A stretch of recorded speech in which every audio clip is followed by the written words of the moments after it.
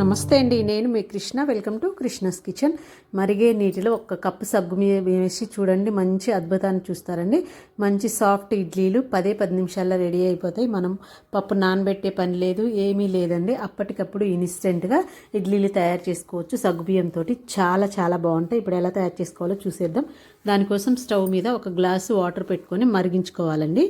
ఈ వాటర్ మరిగేలోపు మనము ఒక కప్పు సగ్గుబియ్యం తీసుకోవాలి. నేను ఇక్కడ చిన్న సగ్గుబియ్యం తీసుకుంటున్నానండి. మీరు పెద్ద అయినా తీసుకోవచ్చు. చిన్న అయితే డైరెక్ట్ వేసుకోవాలి, పెద్ద అయితే కొంచెం మిక్సీ పట్టుకొని బరగ్గా వేసుకోవాలన్నమాట. నేను చిన్నవి తీసుకుంటున్నాను కాబట్టి డైరెక్ట్గా వేసుకొని వీటిని ఒక 2 టైమ్స్ నీట్గా వాష్ చేసుకోవాలి. డస్ట్ ఏమైనా ఉంటుంది కదా, ఒకసారి కడుక్కుంటే 2 సార్లు, అప్పుడు మనకు సగ్గుబియ్యం అనేవి నీట్గా ఉంటాయి అన్నమాట. ఇలా 2 సార్లు కడుక్కోవాలి. కడుక్కున్న తర్వాత ఇక చూడండి, వాటర్ మరుగుతున్నాయి కదా, ఇలా మరిగించుకోవాలండి వాటర్ని. ఇలా మరుగుతున్న వాటర్ని ఇప్పుడు స్టవ్ బంద్ చేసేసుకొని మనం ఏ కప్పుతోటి అయితే సగ్గుబియ్యం తీసుకున్నామో అదే కప్పుతోటి ఆ వేడి వాటర్ తీసుకొని సగ్గుబియ్యంలో వేసేసుకోవాలి. ఇలా వేసుకోవడం వల్ల మనకు ఇడ్లీలు సాఫ్ట్గా వస్తాయి, మెత్తగా వస్తాయండి. ఇలా వాటర్ వేసుకొని వేడి వాటర్ ఒక అరగంట పాటు పక్కన పెట్టేసుకోండి. ఇప్పుడు ఇంకొక బౌల్ తీసుకొని మనం ఏ కప్పుతో అయితే సగ్గుబియ్యం తీసుకున్నామో అదే కప్పుతోటి ఇడ్లీ రవ్వ తీసుకోవాలి. ఇడ్లీ రవ్వ తీసుకొని దీన్ని కూడా ఒక 2 టైమ్స్ నీట్గా కడుక్కోండి. కొన్నిసార్లు ఇడ్లీ రవ్వలలో కూడా చెత్త వైట్గా ఉంటుందండి. అందుకనేసి ఒక 2 సార్లు నీట్గా ఇలా కడుక్కొని ఇప్పుడు ఇందులోకి ఒక 1/2 కప్పు పెరుగు వేసుకోండి. ఒక కప్పు తీసుకున్నాం కదా, ఒక కప్పులో సగం 1/2 కప్పు పెరుగు వేసుకొని ఒకసారి బాగా మిక్స్ చేసుకోండి. ఒకవేళ మీకు పెరుగు సరిపోలేదు, తక్కువైందంటే ఇంకా 2-3 టేబుల్ స్పూన్స్ అయినా వేసుకోవచ్చు. లేదు పెరుగు వద్దు అనుకుంటే కొంచెం వాటర్ అయినా వేసుకోవచ్చు అండి. ఒకసారి మెత్తగా ఒకసారి బాగా మొత్తం కలుపుకోవాలి. ఇడ్లీ రవ్వ పెరుగు మొత్తం కలిసేలాగా కలుపుకొని ఇప్పుడు మూత పెట్టేసుకొని దీన్ని కూడా ఒక అరగంట పాటు సగ్గుబియ్యము ఇడ్లీ రవ్వ 2 ఒక అరగంట పాటు నానబెట్టుకోవాలి.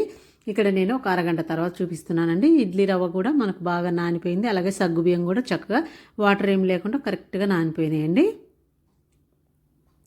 మరి వాటర్ ఎక్కువ ఉండకూడదు ఇడ్లీ సగ్గుబియ్యంలో, అలాగని తక్కువ ఉండొద్దు. ఒక గ్లాసు ఒకటి వేసుకుంటే కరెక్ట్గా సరిపోయింది. ఇప్పుడు ఈ నానబెట్టుకున్న సగ్గుబియ్యంని ఇడ్లీ పిండిలో వేసేసుకోవాలి. మొత్తం ఇలా వేసుకొని ఒకసారి మొత్తం బాగా మిక్స్ చేసేసుకోండి. ఇలా మిక్స్ చేసుకున్న తర్వాత మీకు ఒకవేళ గట్టిగా అనిపిస్తే కొంచెం వాటర్ వేసుకొని చూసుకుంటూ కొంచెం వాటర్ వేసుకుంటూ కలుపుకోండి. చూడండి ఇలా ఉండాలండి. మనకి ఇడ్లీకి అయితే ఎలా ఉంటుందో అలాగా, జారుగా ఉండొద్దు, అలాగని గట్టిగా ఉండొద్దు. నేను వీడియోలో చూపిస్తున్నాను కదా, ఇలా ఉండాలి. ఇప్పుడు ఇందులో కొంచెం తగినంత ఉప్పు వేసుకోండి. మరి ఎక్కువ వేసుకోకండి, సగ్గుబియ్యంలో ఉప్పు ఎక్కువ పట్టదు. ఇలా కొంచెం ఉప్పు వేసుకొని బాగా కలుపుకోవాలి. ఇలా కలుపుకొని ఇప్పుడు దీన్ని పక్కన పెట్టేసుకోండి. ఇప్పుడు ఇడ్లీ పాత్ర తీసుకొని కొంచెం ఆయిల్ అప్లై చేసుకోవాలి.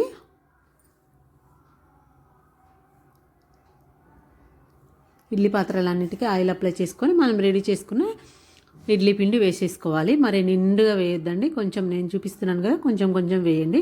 మరి ఎక్కువ వేస్తే మీకు సైడ్లకు పోతుంది అనమాట. ఇలా వేసుకొని నేను 2 ప్లేట్లు వేస్తున్నాను. ముందుగానే వాటర్ పెట్టుకోవాలి స్టవ్ మీద. వాటర్ ఇలా మరుగుతున్నప్పుడు ఇడ్లీ పెట్టేసుకొని ఒక 15 to 20 మినిట్స్ చిన్న మంట మీద ఉడికించుకోవాలండి. కొంచెం సగ్గుబియ్యం జిగురుగా ఉంటాయి కదా, కొంచెం మామూలుగా అయితే 10 మినిట్స్ మామూలు ఇడ్లీ అయితే 10 మినిట్స్లో అయిపోతాయి. ఇవి కొంచెం సగ్గుబియ్యం కాబట్టి జిగురు ఎక్కువ ఉంటుంది కాబట్టి ఒక 15 to 20 మినిట్స్ చిన్న మంట మీద ఉడికించుకున్న తర్వాత ఆ తర్వాత 20 మినిట్స్ తర్వాత స్టవ్ బంద్ చేసి ఒక 5 నిమిషాల పాటు అలాగే వదిలేసేయండి. వెంటనే తీస్తే మనకు జిగురు రావన్నమాట. ఒక 5 నిమిషాలు బంద్ చేసిన తర్వాత అలా వదిలేస్తే తర్వాత 5 నిమిషాల తర్వాత నేను రిమూవ్ చేసి చూపిస్తున్నాను. చూడండి ఎంత బాగా వస్తున్నాయో. అప్పటికప్పుడు చేసుకున్నా కూడా మనకు పువ్వుల్లాగా వచ్చేస్తాయండి. సగ్గుబియ్యంతో ఇడ్లీలు చాలా సాఫ్ట్గా చాలా బాగున్నాయి. పిల్లలు కూడా చాలా ఇష్టంగా తింటారు. అప్పటికప్పుడు మన ఇంట్లో ఏ పిండి, ఇడ్లీ పిండి కానీ దోశ పిండి కానీ పప్పులు నానబెట్టలేదు అనుకున్నప్పుడు ఇలాగ అప్పటికప్పుడు వేసుకున్నా కానీ మనకు చాలా చాలా బాగా వస్తాయి. ఇంకా సగ్గుబియ్యం హెల్త్కి కూడా చాలా మంచిదండి. మంచి బాడీకి మంచి చల్లదనాన్ని కూడా ఇస్తాయి. హెల్త్కి మనకు సగ్గుబియ్యం హెల్త్కి చాలా మంచిది. అందులో జిగురు పదార్థం ఎక్కువ ఉంటుంది కాబట్టి సగ్గుబియ్యంలో మంచిగా డైలీ తీసుకున్నా కూడా చాలా మంచిది. అంతేనండి, సగ్గుబియ్యంతో ఇడ్లీలు రెడీ అయిపోయినాయి. చాలా సాఫ్ట్గా ఉన్నాయండి. ఇలా నోట్లో వేసుకుంటే అలా కరిగిపోతున్నాయి అన్నమాట. అంత బాగున్నాయి. ఒకసారి మీరు కూడా ట్రై చేసి ఎలా వచ్చిందో కామెంట్ బాక్స్లో కామెంట్ చేయండి. అందులోకి కాంబినేషన్గా పల్లీల చట్నీ అయినా బాగుంటుంది, టమోటా చట్నీ అయినా చాలా బాగుంటుందండి. నేను టమోటా చట్నీ చేశాను. ఈ 2 కాంబినేషన్ పల్లీ అయినా టమోటా అయినా చాలా చాలా బాగుంటుంది. ఒకసారి మీరు కూడా ట్రై చేసి ఎలా వచ్చిందో నాకు కామెంట్ చేయండి. వీడియో నచ్చినట్టయితే లైక్ చేయండి. మీ ఫ్రెండ్స్కి రిలేటివ్స్కి షేర్ చేయండి. ఇలాంటి మంచి మంచి వీడియోస్ కోసం నా ఛానల్ని సబ్స్క్రైబ్ చేసుకోండి.